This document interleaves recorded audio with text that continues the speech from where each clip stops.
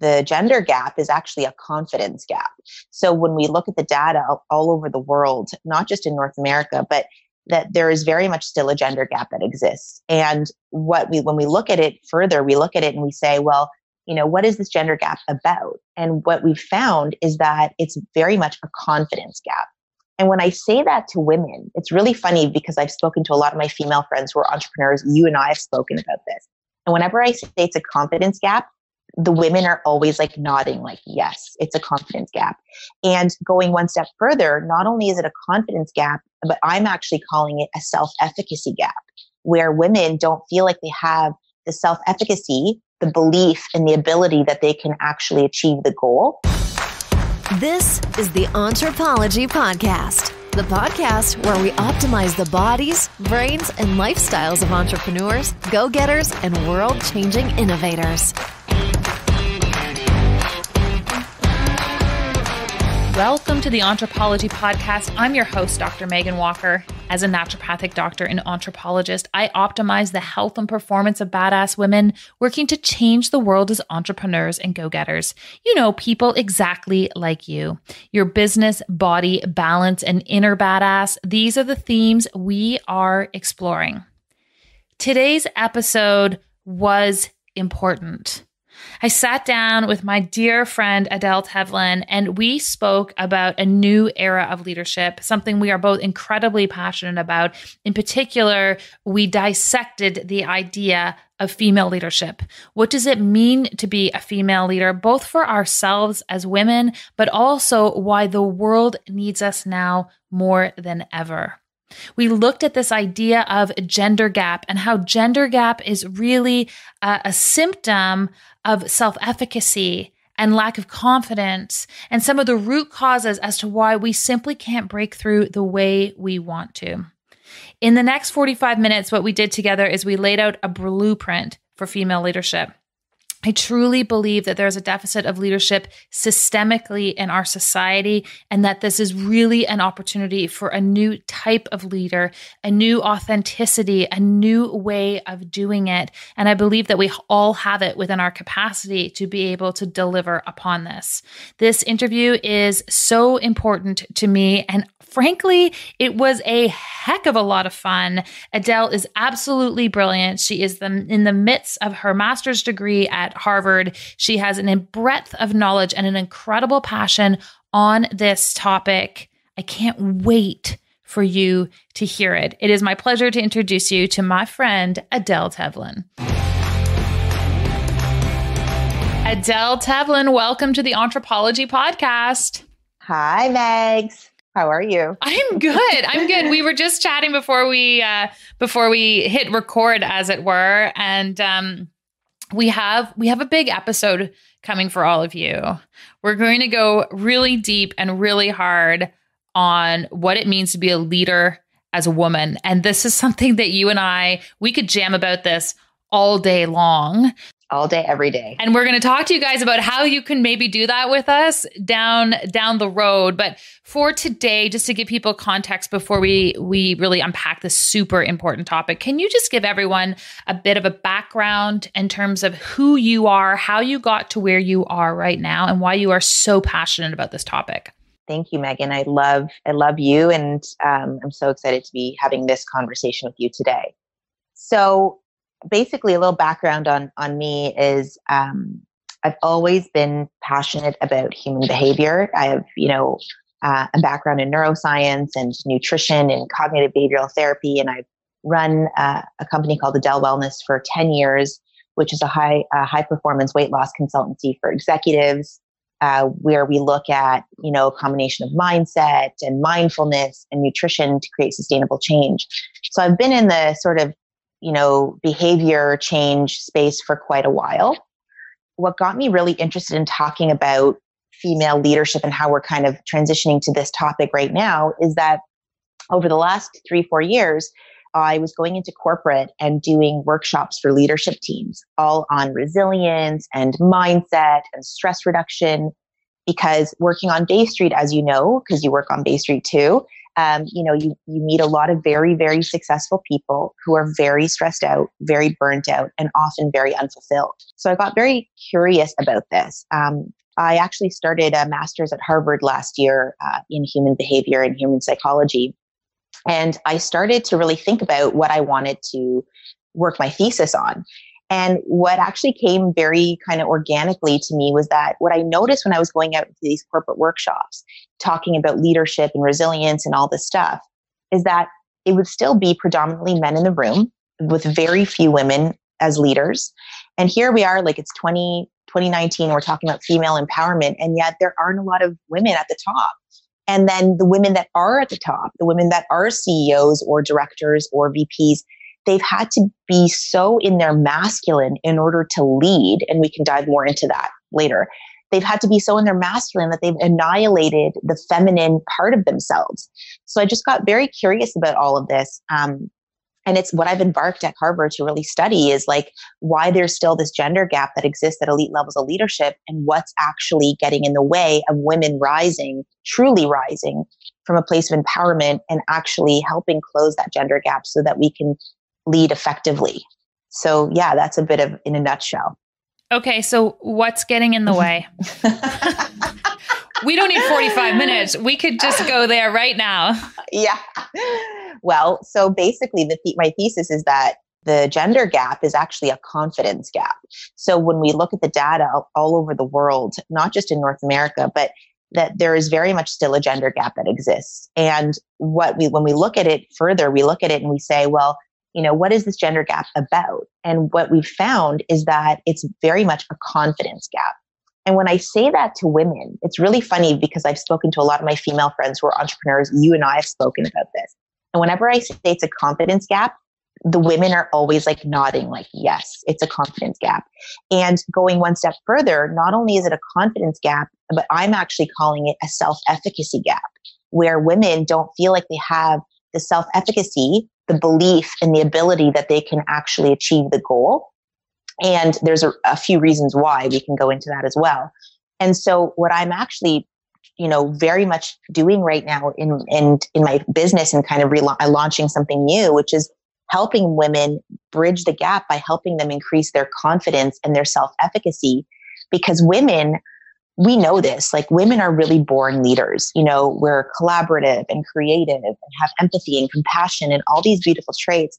But the thing is, if you don't have the confidence, what is that going to look like? Are you actually going to go after the pursuits and the dreams that you want? And so that's what I've been finding is that it's a confidence gap. When you reference self-efficacy, what do you mean? Albert Bandura talks about self-efficacy. So self-efficacy is by definition, it's one's belief in their ability to achieve a goal. So it's not your ability to achieve a goal, it's your belief in the ability to achieve a goal. So for example, you can have domain-specific self-efficacy or general self-efficacy. For example, like let's say, for example, I know I'm really good at Pilates, okay? But just because I'm good at Pilates doesn't mean that I'm going to feel like I'm good at playing hockey. So self-efficacy can be very domain-specific, like I'm very good at this one thing, or it can be more general. What they say is the more self-efficacy you have in different arenas, the more you feel confident about your belief in doing something new. And there's a few ways that you can build self-efficacy. One of those ways is by getting verbal praise by someone. So if you think about like women in leadership, if you work in a corporate environment, right? First of all, if you're working in corporate and most of the people above you are men, okay? And one of the ways in which you build self-efficacy is by modeling someone that's like you. So if you have people that are in leadership that are not like you, AKA they're not even the same gender. And if you're not getting a lot of verbal praise, like very good job, which doesn't happen a lot, maybe at high levels of leadership, then it doesn't give you an opportunity to build those skills. Does that make sense? Totally. Yeah.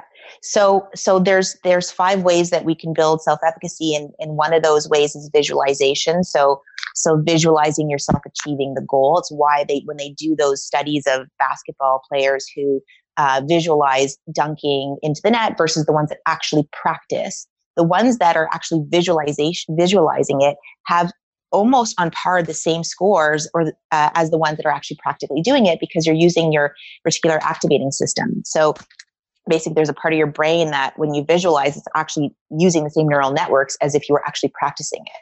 So visualization is key. Verbal persuasion for self-efficacy is key. So having someone say, you know what, Megan, that was a really great job. You did amazing. Modeling someone like you. So exactly what you said. So if you're a woman and you're looking for a model, like, I don't know about you, Megs, but most of the mentors in my life were men for a very long time. Only more recently, I would say in the last 3-5 years, I've had women mentors, but most of the mentors I've had in my life are men. So it's like, what happens if you have a mentor that's a man, even if he's amazing, in a woman's mind, you're going, well, he's a man. So I actually, yes, that's great, but can I really achieve that? Because I'm a woman. Make sense? So those are some of the ways that one can build self-efficacy.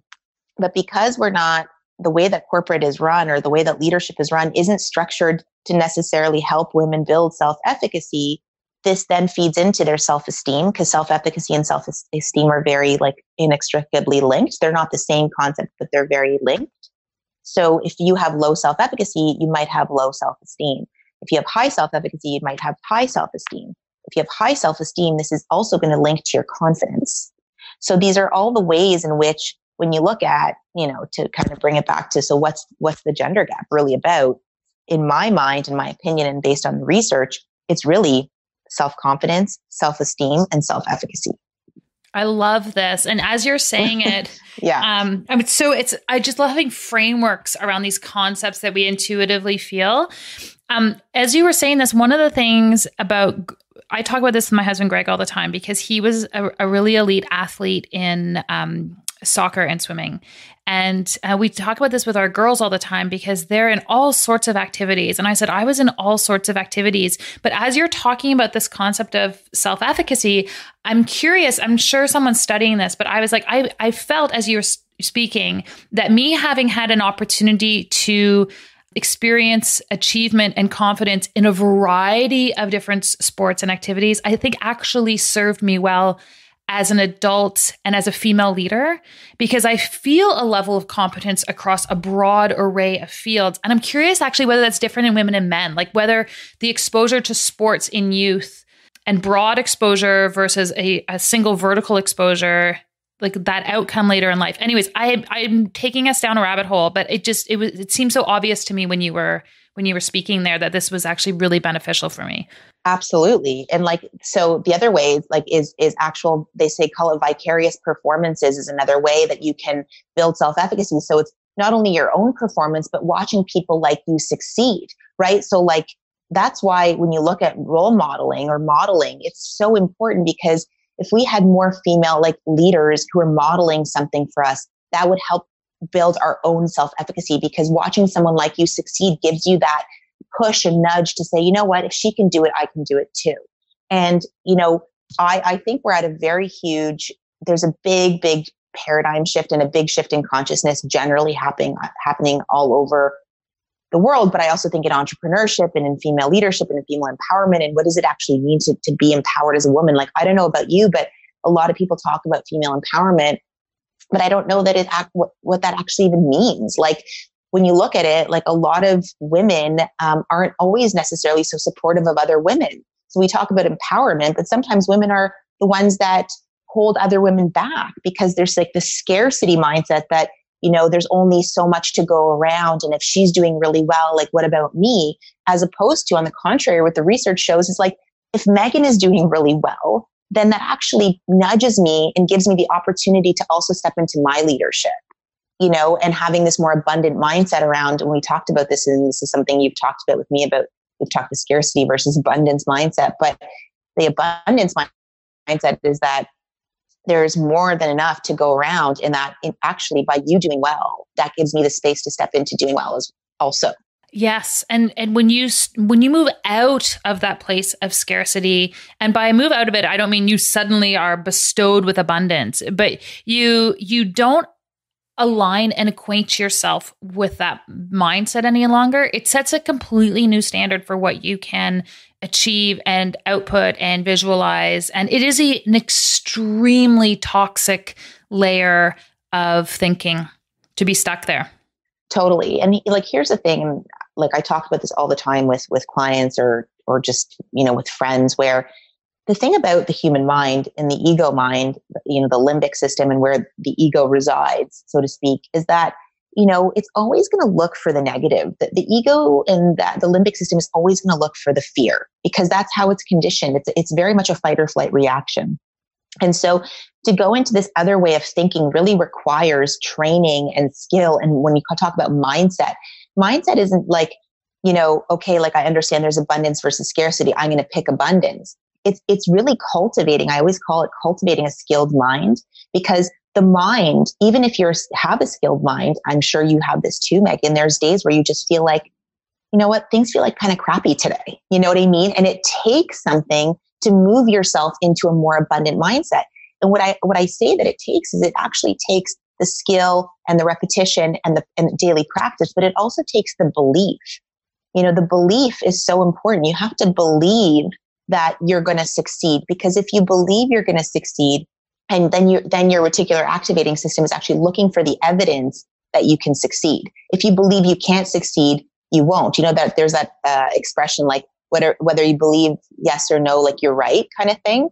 So I think belief is so important when you're looking at mindset and you're looking at women and you're looking at leadership and you're looking at what's going on in that area. It's like, do they truly believe they can succeed and be successful in what they're doing?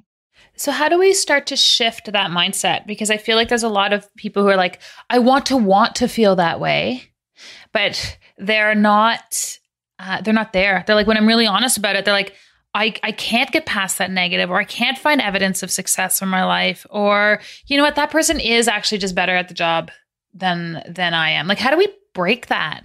So, oh my God, this is like my favorite topic ever. So basically, and we didn't plan this.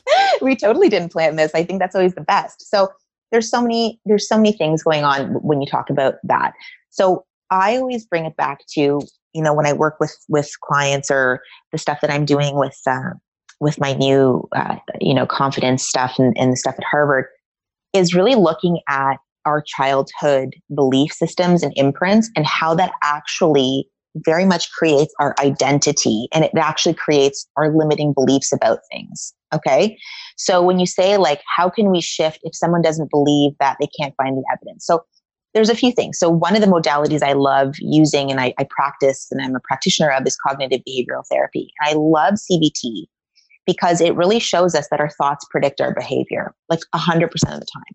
For example, if you have a thought and it's an automatic thought, it happens so intrinsically, like you're not conscious to it.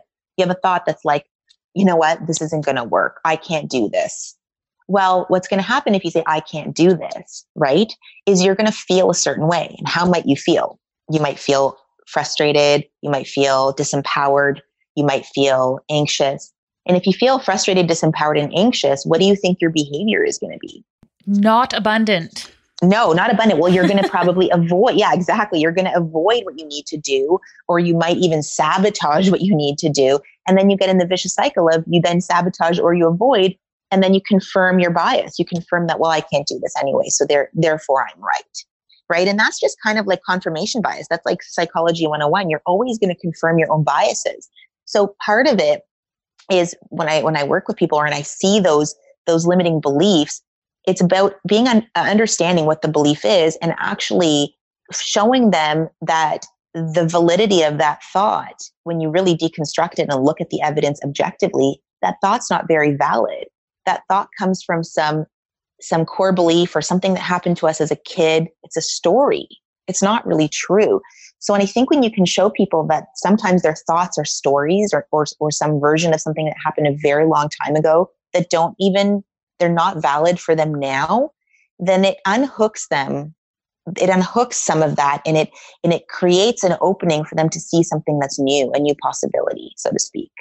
Does that make sense? It makes total sense. And the sabotage piece is so real. I see that in, I'm just talking about female leaders, but I see that in female leaders all the time, that we sabotage these opportunities for success. And I sit there sometimes in clinic with my patients and my jaw drops open. They're like, what? I'm like, do you hear what's just happened? Like we just went full circle on the sabotaging of the opportunity. And they're like, oh, it's so pervasive. Why do you think that is? Like, why do you think women sabotage? And it's not just women, it's men too, but we're talking about women. I think women do it. I think women do it a lot. And I have my theory as to why they do it, but I wanted to hear like why, just based on what you're saying, like why you think that. Well, you know what? I'm going to speak only to my own experience. I think sometimes when I sabotage things, when I'm like out there and there's this potential to move forward, and I was like, oh, you did this.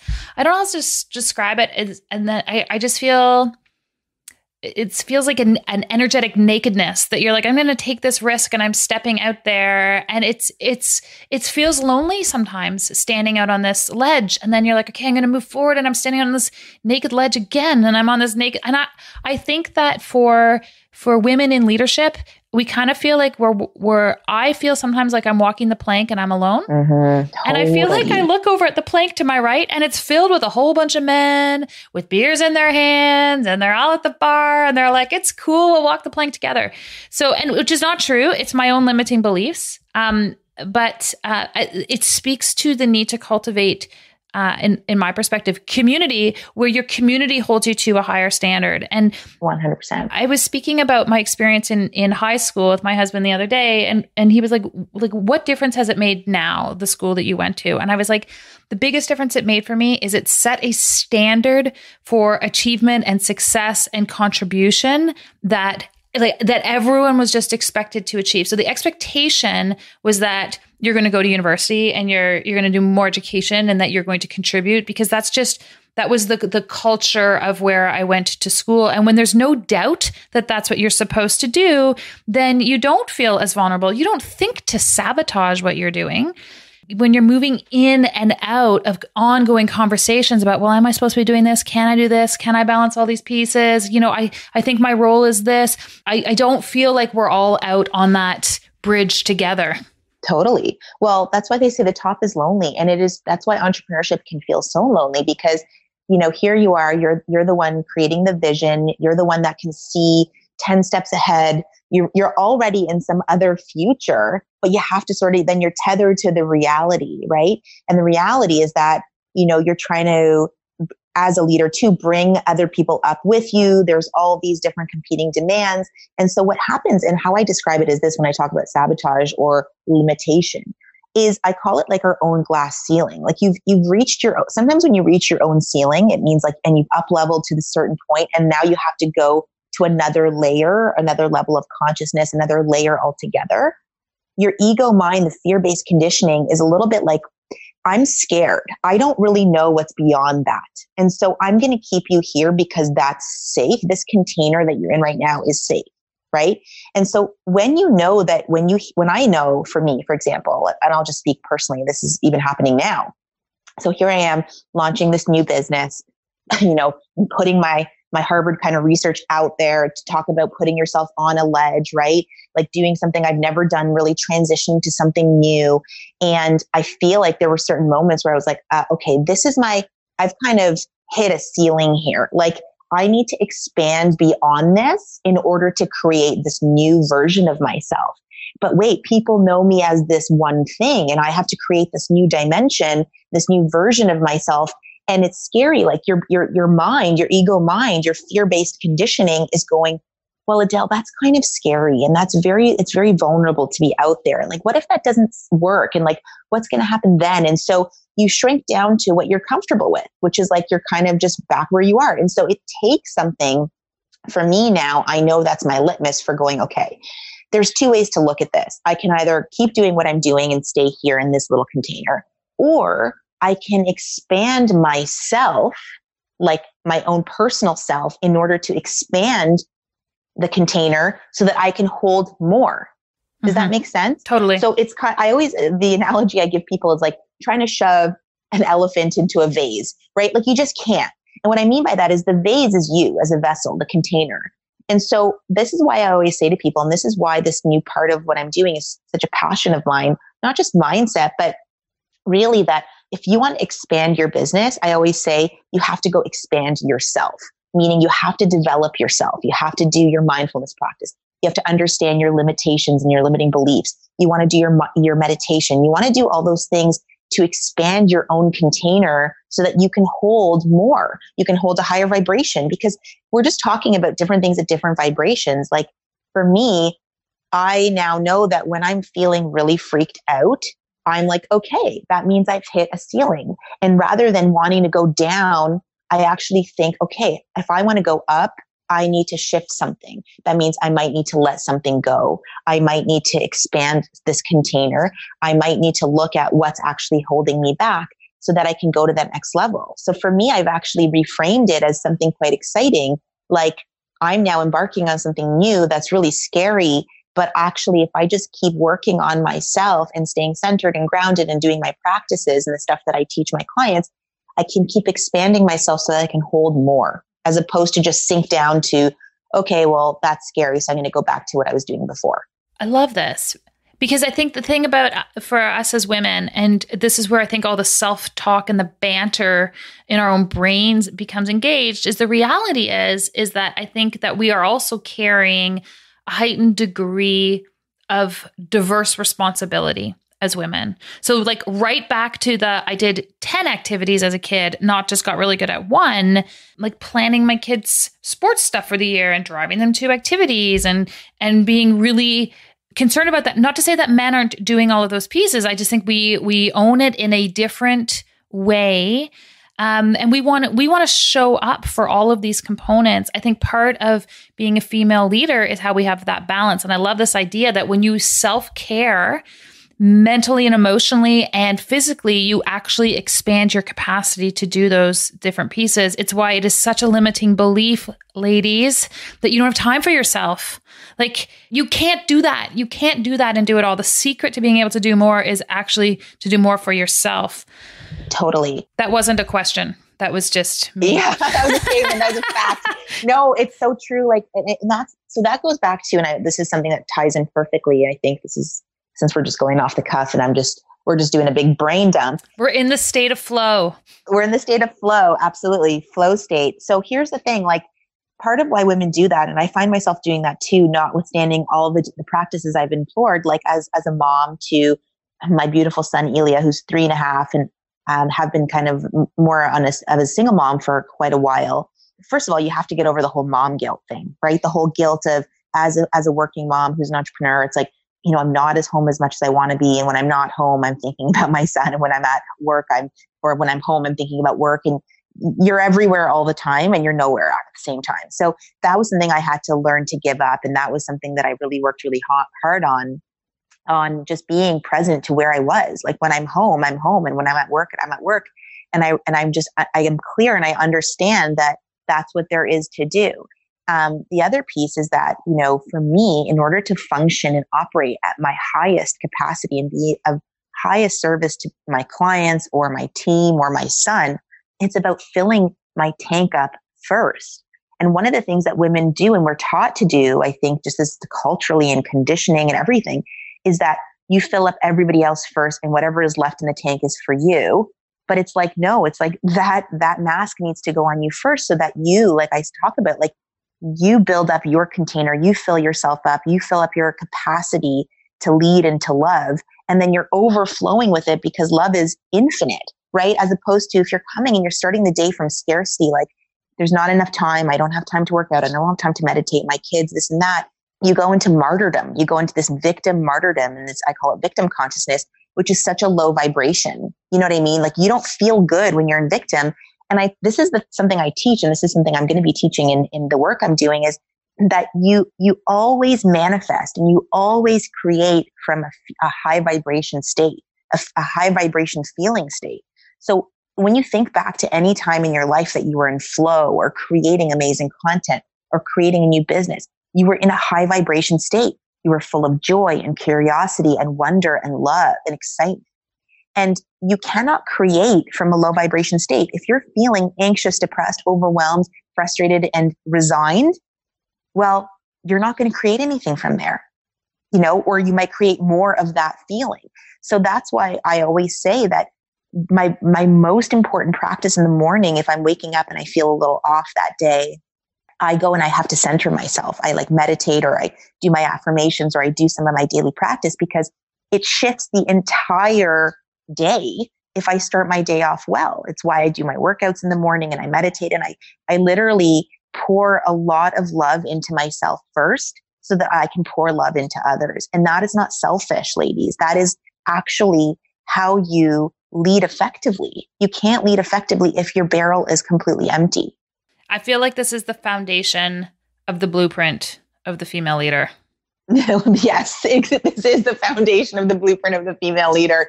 This is the paradigm. This is my sort of this is my quest and my crusade, is to like, and this kind of came from too, working with CEO women one-on-one in my practice, and just hearing so much of that kind of victim martyrdom thing. Like, well, I've got to pick up my kids from school. And I'm not saying that that's not real. Like, that's real for people. Oh, it's real. It's real. And I get it. There are all those considerations. Absolutely. And there's ways of making small shifts. Like, it's not about spending, 24 hours meditating, but it's about literally having a shift in your mindset that looks like, you know what, I deserve to give myself love too.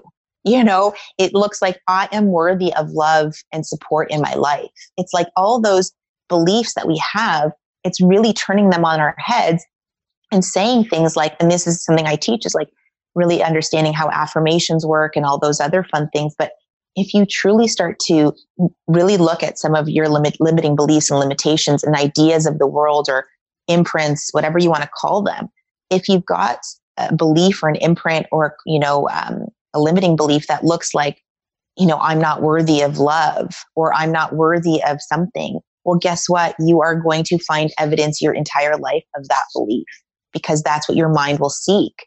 And if you start to really understand that when you pour more love into yourself, you feel and you become worthy of love for yourself, you become a far better mother, a far better spouse, a far better leader, a far better human, period.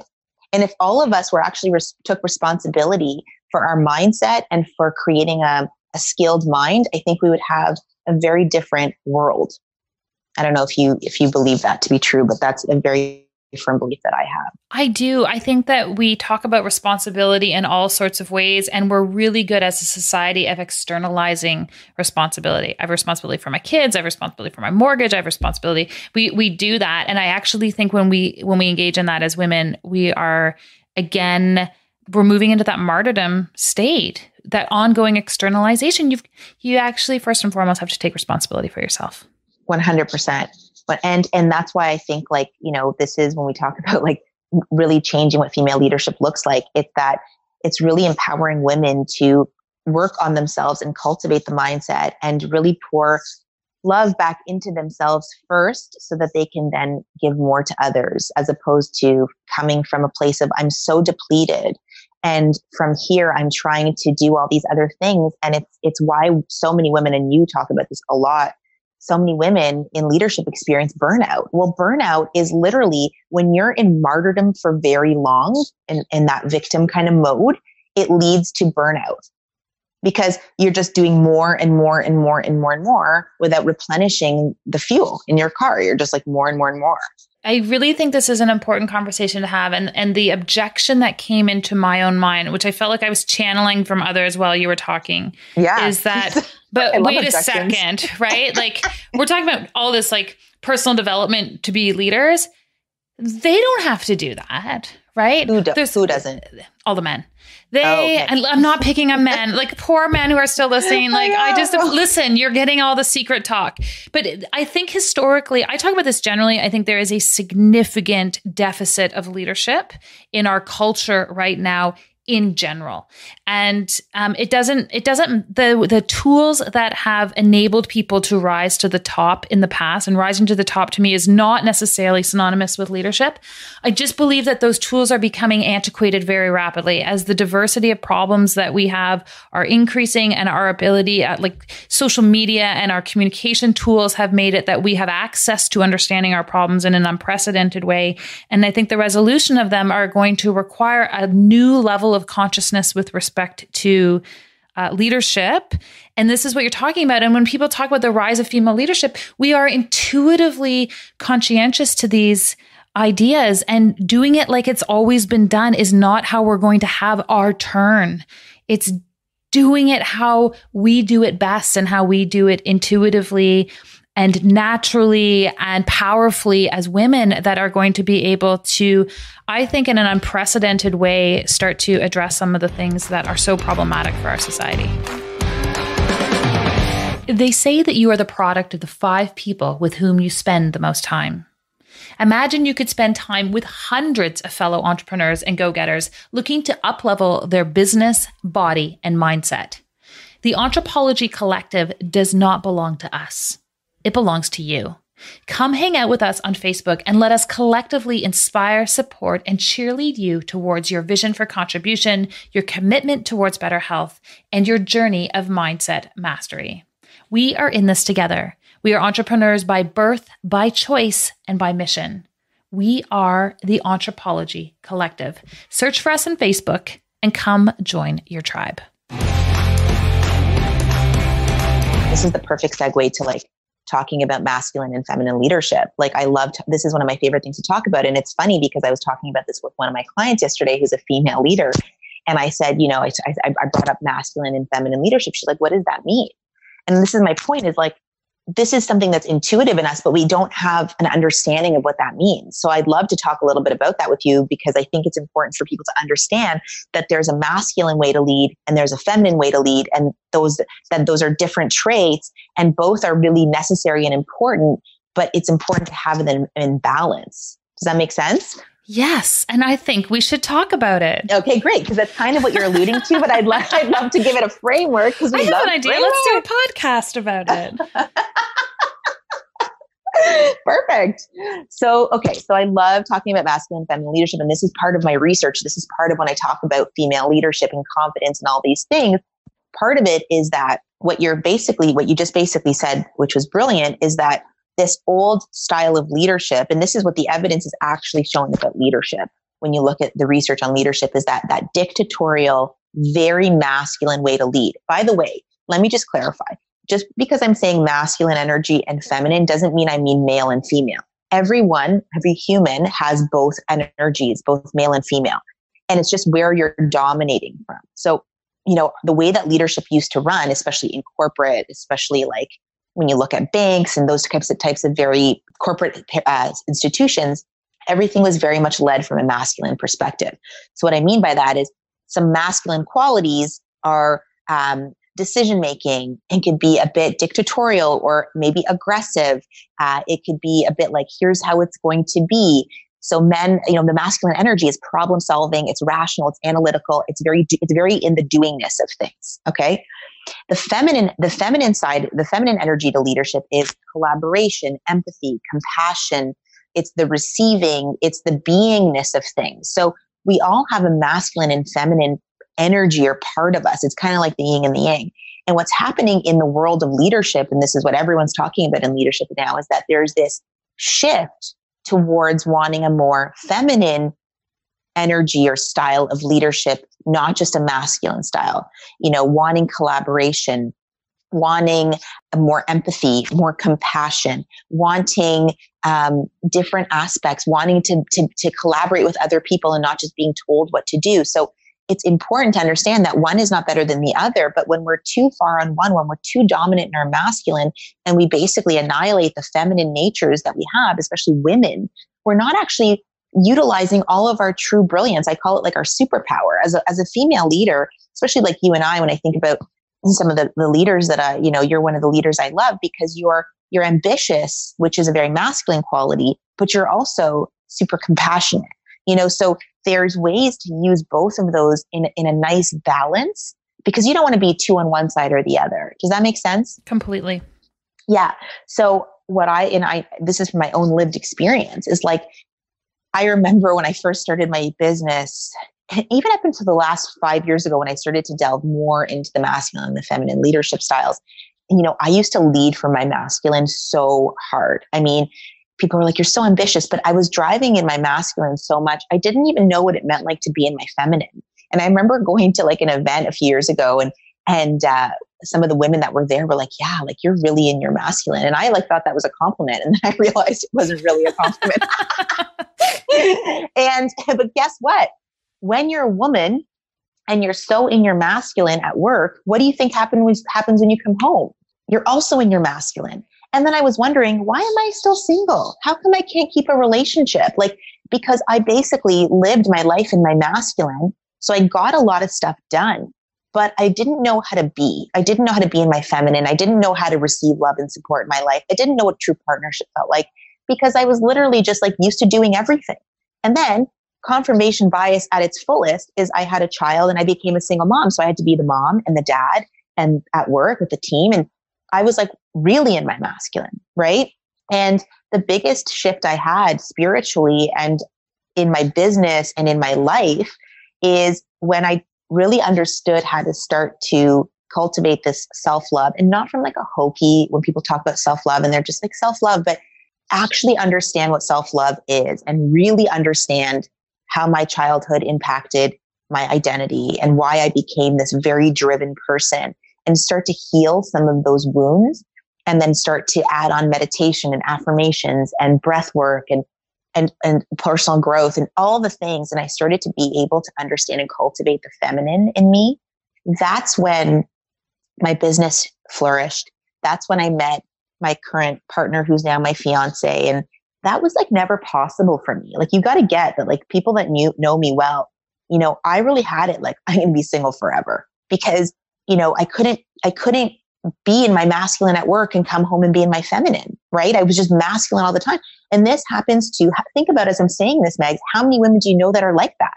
Like a million. All of my girlfriends who are entrepreneurs, who are like, shout out to you who are listening, you know who you are. You know, it's like, I look at so many of my awesome, we call them badass boss babes, and they're badass, but they haven't really dug into like what it is to be a woman in your feminine energy and the divineness of that. And it's a superpower, truly, because if you can understand that leading and being super driven and ambitious, but also being really compassionate and being really centered and being really empathetic and being really grounded in those other things and collaborative and learning how to go between one and the other in a beautiful dance. And that's actually like a superpower that men have as well, by the way. Like, men are some of the men I know in my life are incredible leaders, but it's because they don't just dominate from their masculine, they know how to cultivate the feminine. And I'm sure you can think of some men in your life too who are amazing leaders because they have that softness. 100%. Yeah. So that's why I like to distinguish that for people, because it's not like men are good and bad or women are good. This is not I love men. And I think that some of the men in my life who've been mentors are the most phenomenal leaders I know. It's the ones that are actually able to balance both those masculine and feminine qualities. And some of the women that I know who are, like you talk about, they may be at the top of the organization, but they're not very good leaders. It's because it's truly because they've never really known that it's safe to step into their feminine leadership styles, because that used to be, like you called, antiquated, or that used to be considered like a weakness, right? Like, you know, you used to go to your job and if a woman would cry, they'd be like, oh, is she on her period? It's like, no, I'm feeling all the feelings, and that's actually a good thing. Yeah, no. And listen, I know there are also women who are listening. They're like, I get it. And I hear you. I still am in the upper ranks in my organization, and the culture isn't there yet. And that's the thing about being warriors of female leadership. And I understand the juxtaposition in that phrase, but warriors of female leadership, where it's like you there's a real opportunity for you to actually step into it regardless and show people what's possible. Like that is the new version of breaking the glass ceiling, is saying, listen, I'm actually not going to do it like you. I'm going to do it differently. And I will speak from my own experience. I resisted that for so long because the masculine worked. It's a really fast car and it kind of plows through things and it gets you further ahead on that road. And what you start to believe is, well, that's always worked for me.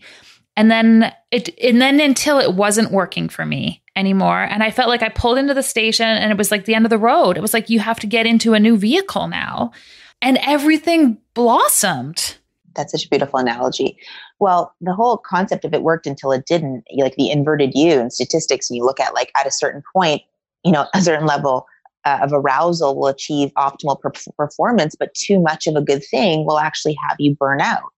My point in saying that is when you are in your masculine for so long and you're driving from that, like that place only, I always say you can totally achieve from there, because I have too, but it always comes at a cost, right?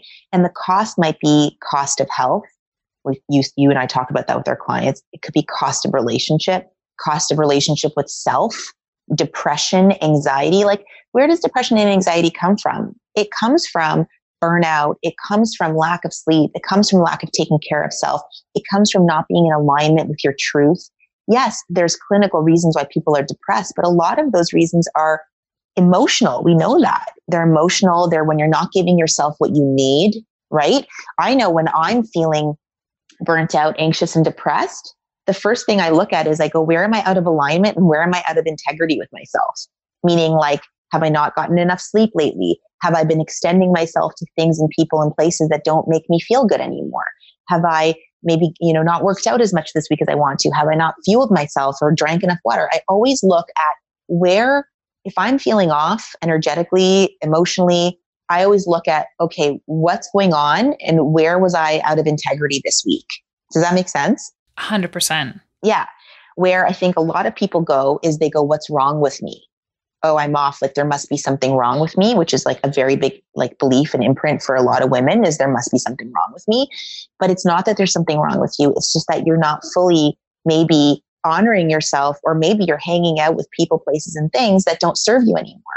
When we talk about the new car, I love that analogy of like, you drove a certain car and now you need a new one. I like to use the analogy of like, it's the changing of the guards. So there's a certain guard that got you to this place, but in order to get to that place, you actually have to change the guard. It has to be, there's like a new iteration of yourself. And I'm going through that like literally right now, like literally in this moment, like in this last week, 2 weeks, I'm so confronted, if I'm being totally honest. And this is like, I love to share this from a place of truth and lived experience. It's so confronting when you are changing the guards. It's so confronting when you're going to this next iteration of self, because it kicks up your ego. It kicks up your identity. It kicks up all those beliefs that you have about yourself. And it actually also kicks up where there's certain things that I used to do that don't serve me anymore, don't feel good anymore. So I've had to let go of certain things, people, places, and things that haven't served me, don't serve me anymore, in order for me to go to this next level. And it is very confronting. It's not easy. It's not always easy to be self-actualized. It's not easy to be leading. It's not easy, like you said, to be on that ledge by yourself. But it's also it can be so fulfilling, especially when you recognize that there's certain things that works for you and they don't work for you anymore, and you have to let certain things go. Absolutely. And I so appreciate your honesty in that. And I will also just add, it's also not easy just to stand still. Yeah. So like, if no matter what happens, it's not easy, but one moves you to a place of abundance and fulfillment, and one leaves you vulnerable to depression, lack of actualization, not being able to live your purpose. Like, get on our bandwagon here. Totally. Because there's some cool, it's not easy. It's period not easy. It was really easy till about grade 3. And then we started then the hard crept in, right? And I kept thinking, when I'm an adult, there'll be times when it's easy. And now what I've realized is like, no, I'm just going to reset my barometer to, there's ongoing everyday opportunities for growth. Mm-hmm. And they're a bit uncomfortable, and that's so cool. Totally. It's so cool. And I think it is like, if I can, give people like one thing to take, really big thing to take away is like, every time you feel like you're hitting a ceiling, or every time you feel like it's scary, rather than going inward and going like, okay, there must be something wrong with me, or this isn't safe, or I invite you to look more like, okay, like I'm about to change the guards. Like something is shifting. I'm shifting into another level, another version of myself. And that might require for me to take a really hard, honest look in my life and go, what are the people, places, and things that I've been doing that might not be serving me anymore? Because it's like the analogy that I love to give is when you're taking a rocket to space, the actual air, the craft has to let go of certain pieces of itself to get into orbit, right? That's how it works.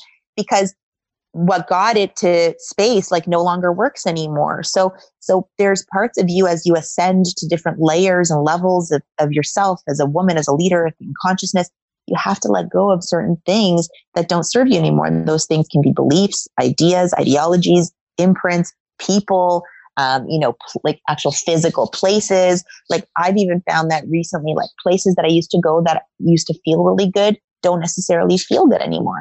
And so I always just say, be really curious about what you're doing and where you might not be, it might not be serving you anymore, and just come from a curious mind and going, oh, interesting. Like, I wonder why that's not feeling great anymore. And I wonder if I actually didn't go there for a little bit, if that would impact me in a positive way.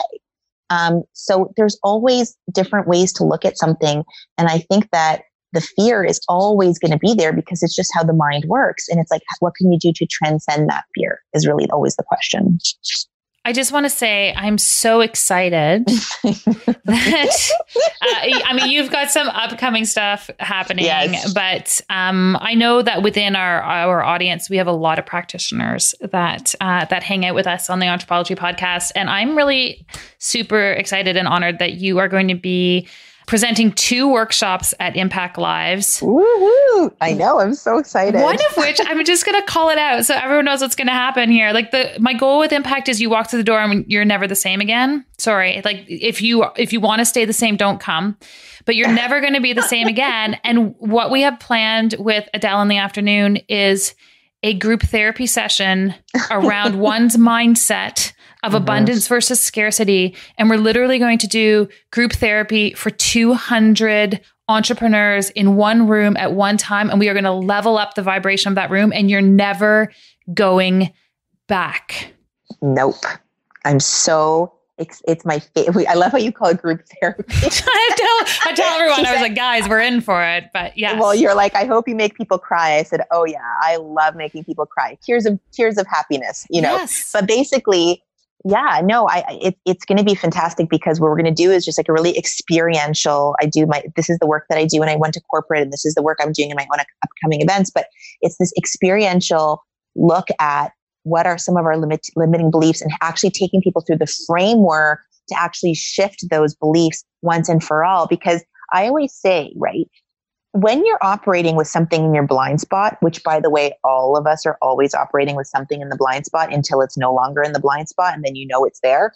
That's where you can go to work on changing something. If you don't know what you don't know, like you don't know there's something in the blind spot, well, step 1 is you have something in your blind spot. If you're not where you want to be in your life in any area, with your health, with your relationships, with your finances, there's something holding you back. Okay. And once you're clear on what that thing is that's holding you back, that's when you can go to work on it.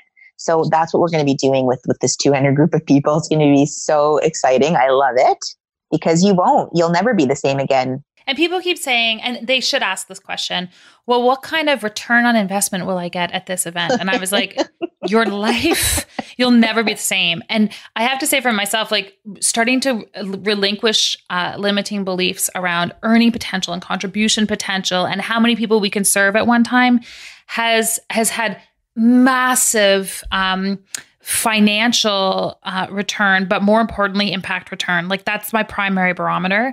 And so I will just say, if you're like, I want to impact people, there's only one session and everyone's going to do it. And you're like, you won't be the same again. So I feel super honored that you're putting me in that. No pressure. No pressure, Adele, no pressure. Hey, you, if you're a colleague, if you're a practitioner, if you are seeing patients, if you are looking to up level your impact in the health and wellness space, I wanted to let you know that we are hosting one heck of an amazing event taking place on November 21, 22, 23 in Toronto.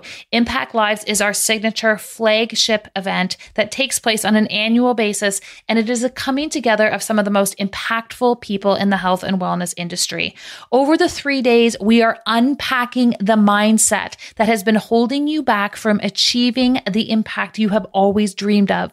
We are spending a day looking at new tactics and techniques, some of the things that people are using in a cutting edge capacity to take their impact and their practice to the next level. And if you want to join us for our VIP bonus day, we are going deep in a workshop setting, 6 different workshops to up-level your mindset, your business, and your impact. Impact Lives is an incredible experience. And our promise to you this year is that when you walk through the door, you will not be capable of leaving as the same person you were when you arrived. If you want to learn more about how you can participate in Impact Lives, check us out online, www.impactlivesevent.com. I cannot wait to see you there.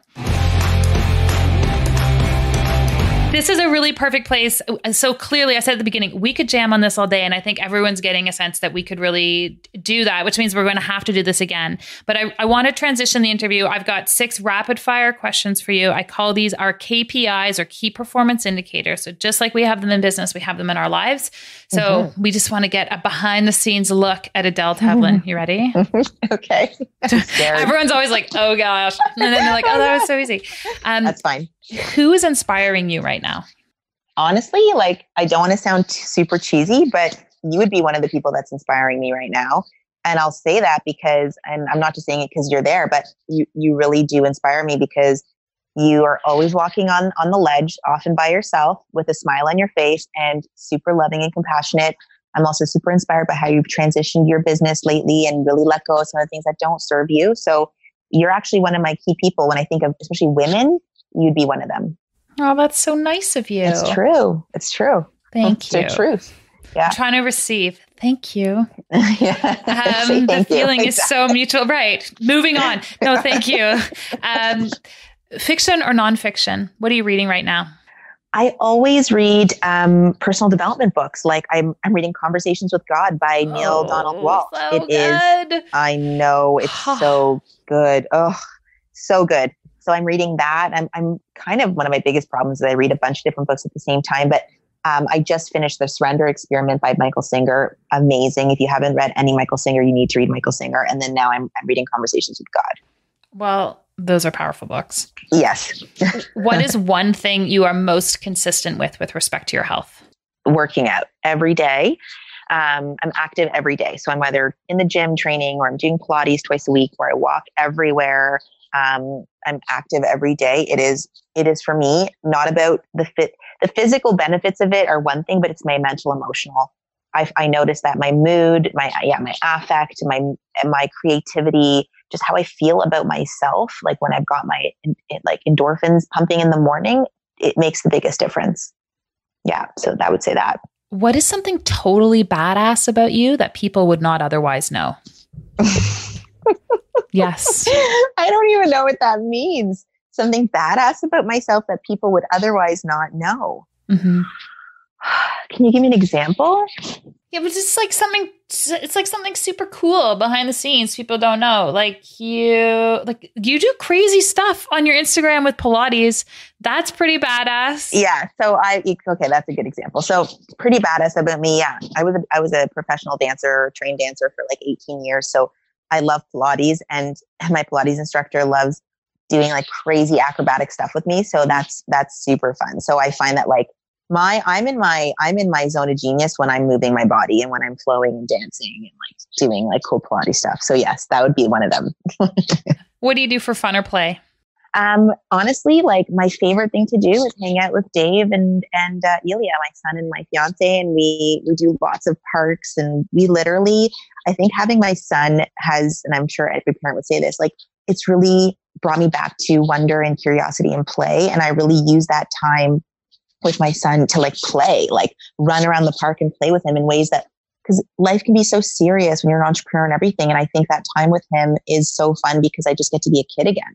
Totally. So true. And last question for you, Adele, entrepreneurism. Are we born this way or do we learn to become entrepreneurs?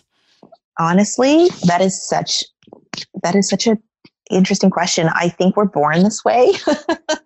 I really do. And I think you can learn it, but I think I think it's something that's just innate in us sometimes, because I got to tell you, it is really, being an entrepreneur can be so hard. Talk about the path of most resistance, you know? And I think that like, it's true. It is not the path of least resistance. It is an uphill climb until it's not. And then it is again. But I think we're born this way in some ways, because I would consider myself always, and you're probably similar, to have been a nonconformist. I didn't like people telling me what to do. I always saw things from a different perspective. I never really fit into a box. And I didn't know that was called entrepreneurship. I just knew I was different. And then when I became an entrepreneur, I started to join and meet in groups and meet other entrepreneurs like Archangel or all these other Dovetail, all these other groups I'm part of. I was like, oh, that's just like what it is to be like an entrepreneur. Mm-hmm. Like, you don't like to be told what to do. You like to create. I'm very creative. And I think growing up, like, I was very academic and I always did really well, excelled in math and science. And so my parents were like, you need to go to med school or dental school. And I thought I would do that. But the truth is that I'm actually quite a visionary, but that part of myself was never really cultivated until later on in my life. So yeah, I think the answer to that is I think you're born this way. Baby, you're born this way. We will end on Lady Gaga. Speaking of strong female totally leaders, Adele, you're up to so many cool things. Where can we send people to follow you and learn more about this next leadership iteration? That's so cool. Thank you. So you can follow me at Adele Wellness. So my, AdeleWellness.com, my Instagram handle is Adele_wellness. Facebook page is actually the CEO Blueprint, which is the name of my new venture, the CEO Blueprint. So you can either find me at Adele Wellness or the CEO Blueprint on Facebook and Instagram, and on my website. And I look forward to, I'm so excited for Impact Lives. And I'm so excited for group therapy and just for our future collaborations together. I love you long time, Megs. I know. I'm so stoked. Adele, thanks so much for being here. Thank you. Okay, bye, everyone. I told you this interview was fun. If you enjoyed it as much as I did, please share your thoughts over on iTunes. We so appreciate your reviews and feedback. It is instrumental in enabling us to reach more people. As always, the show notes and the links and all the things we talked about can be found in our show notes over on my website, meganwalker.com/podcast/episode-135.